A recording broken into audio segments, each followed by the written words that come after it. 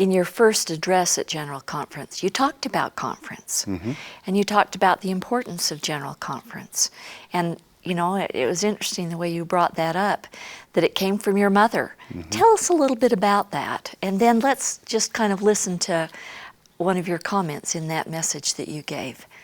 Well, my mother loved General Conference, and whenever it was General Conference time in our home, every radio and the TV were on pretty loud so that you could hear it anywhere in the house. And you could tell she just loved it. And then she'd ask us after the sessions, tell us a little bit about what you learned. And, you know, I'm sorry to say that a lot of times I didn't listen very well. Sometimes a brother and I'd go out and play basketball. We'd take a radio and then pause for a few minutes so we could get something we could feed back to our mother when she asked us. She did feel very strongly about it. And I did too, as I grew a little bit older. And before I went in the mission field, those last couple of conferences before I left for the mission field were really important to me and strengthened my testimony, and I just fell in love with conference like my mother did. Let's listen to your comment. Okay. Decide now to make General Conference a priority in your life. Decide to listen carefully and follow the teachings that are given. Listen to or read the talks more than once to better understand and follow the counsel. By doing these things, the gates of hell will not prevail against you. The powers of darkness will be dispersed from before you, and the heavens will shake for your good.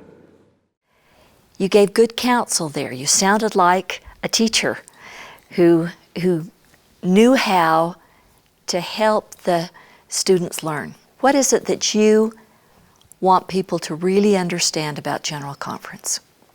If you think about the place the General Conference's messages have in our lives, it's very interesting. We have the scriptures that are so crucial to teach us some of the basic principles of the gospel, and they've been preserved over all these years. But we also have modern prophets and apostles who are focusing on issues of this very day, this very 6 months. Yeah. And those messages that we hear at conference are thought about under the spirit of inspiration. They're focused on the needs of the members of the church and the world, frankly, today.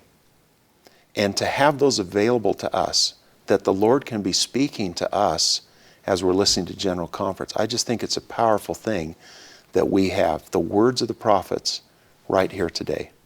Yeah. And if we listen and we really do learn and then we act on what we're hearing, it makes a difference. I've seen it in my life. That's why I feel so strongly about it. Give us an example of how you take a message and apply it in your life, perhaps from your own experience. I was just listening to a conference talk this morning. It happened to be President Packer's talk from this last conference about children. We just had another grandchild last week. And I thought about this brand new grandchild who's coming into the world. And I thought about President Packer's thoughts about children and the importance of children and how families can help raise the children and the focus on the family. And some of my thoughts were actually about things that I can do as a father and a grandfather to bless my family. That came to me as listening to President Packer speak. Now the real issue is, will I take those thoughts and feelings that I had listening to that message and actually follow through and do them? If I will, my family's going to be blessed and I will be too.